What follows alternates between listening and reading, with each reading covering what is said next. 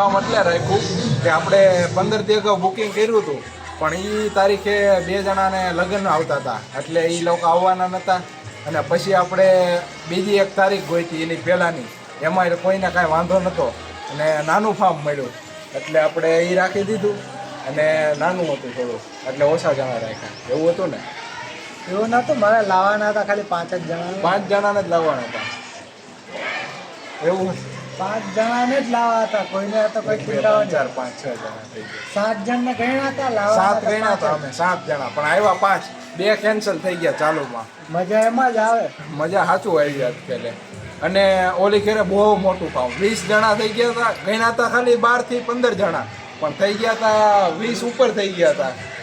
એક ભેગા બીજા 2 જણા હોય, ફાર્મ એટલું મોટું. નાવામાં 2 વાર ટીમ પડી, એક ટીમ બહાર ક્રિકેટ રમે ને એક ટીમ નાવા જાય. ખાવામાં કેવું થાય? ખાવામાં જતાઈ ગયું એટલે 5 જણા રાખ્યા.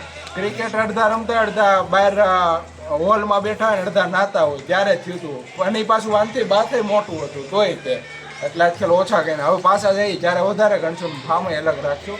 યાર તો વાડીમાં રાખશું ને, પૈસા થોડી. અરે દેહમાં જ વહી જવાનું, ટિકિટ દેહની લખાઈ લેવાની ને ભાઈ. ફેરીમાં જવાનું. રોરો ફેરીમાં દરિયો આપણા બાપનો જ છે ને, એમાં નવરાવશું. સુરતમાં એ છે જ તે ને. અને ભાઈએ ખાઈ લીધું ને પવન એવો આવે ને તે હુઈ ગયો શાંતિથી. ઉઠો જગાડી હોય, જાગતો નથી. આખી રાત નથી સૂતો, કામ કરવામાં એવું બધું છે. હા છે ફાર્મ.